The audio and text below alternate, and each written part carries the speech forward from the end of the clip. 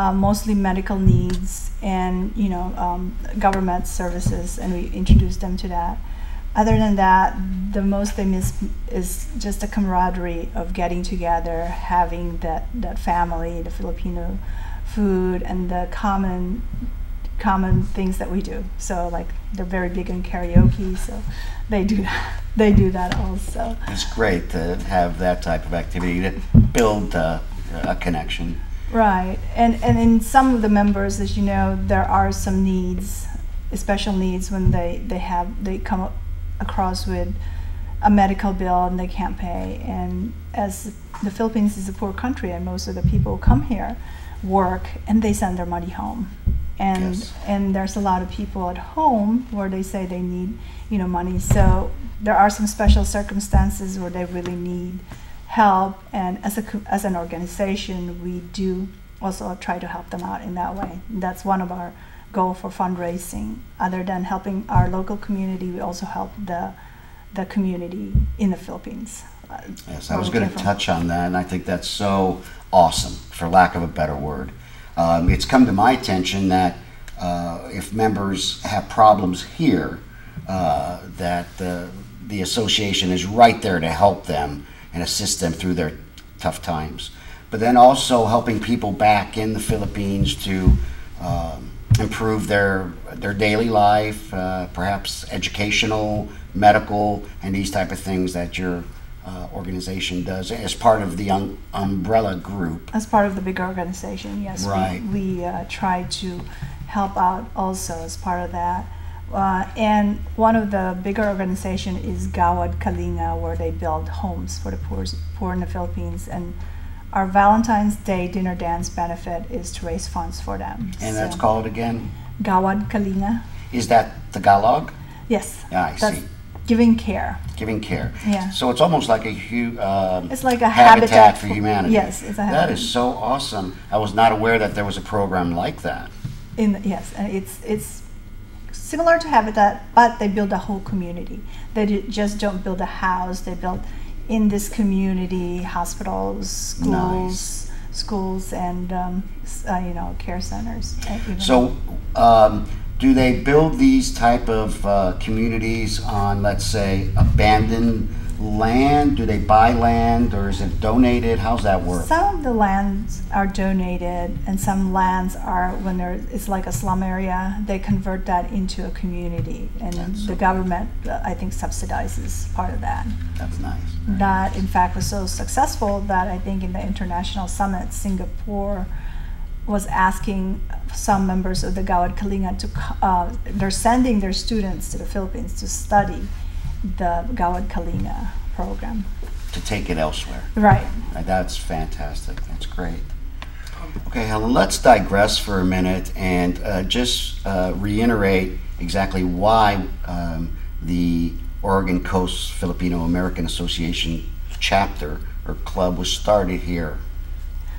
Basically, it's just to have documentation also, and to give a wider net, not just little cliques of Filipinos getting together, but we would like to involve a bigger community, because there are some out there that really need help, and we would like to be more visible to the community so that they can see and actually get in touch with us if they are, if they are of need of assistance. And you are a nonprofit organization. We are a nonprofit organization, yes. And who can join your organization?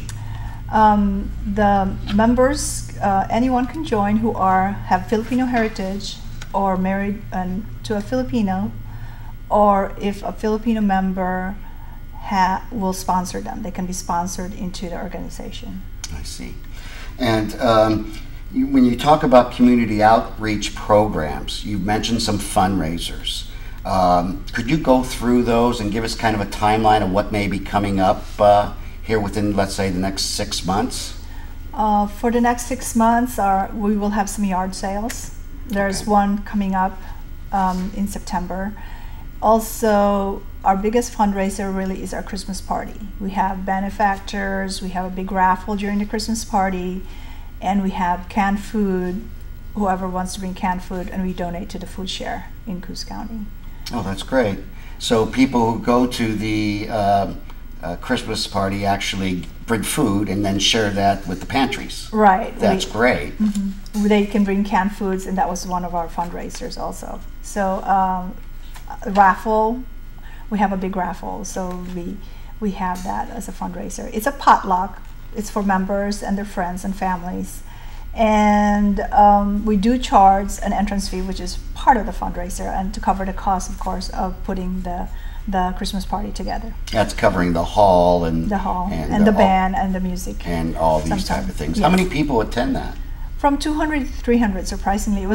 We used to be have the Christmas party at the senior center, but we got so big that we had to move to the community center. North Bend Community Center. They're on Broadway. Yes. Yeah. Yes. And that's where it'll be this year. That's where it will be this year. Okay. And then after the Christmas party, you mentioned something about Valentine's Day. Do you want to talk about that for a couple seconds? Valentine's Day we had established to raise money for housing for Gawad Kalinga, and we donated at least 2 houses to great. For them to build, I think, over $4,000, so they can build at least 2 houses in the Philippines. And they build 2 houses for $4,000. Yes. That is so awesome. Can I move there? Sure. I think that's great. And then you have something going on at Easter time too, I believe. Easter is traditionally Easter egg hunt at the parents' residence, because we have a lot of children, and because the Philippines, of course, is a Catholic country, and you don't have to be Catholic to go to the Easter egg hunt, but it is just a tradition that we want to keep alive and get together. So explain to me a little bit what happens at the Easter celebration and egg hunt. It's basically just for the children, for us to get together and talk, and again share the food. Yes. Party. It's always partying, and for the children to enjoy the Easter egg hunt. Is it a little different than the way the Americans celebrate it, or is it basically the same? It's basically the same. It's there's not much of a difference there. Okay. Other than the food, of course. Right. And I know the food is very, very tasty. For instance, I like the lumpia. Probably has to be our favorite. And then the pancetta, of course. And haven't had any lechon here, though. Oh, yeah. We usually have that during the Christmas party. For our viewers, would you explain what lechon is? Am I saying it right? Lechon.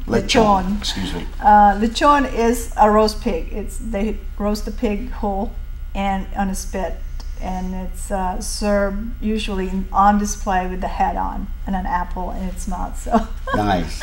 But it's nice very visual. Tasty. Yes. Yeah, it's very tasty.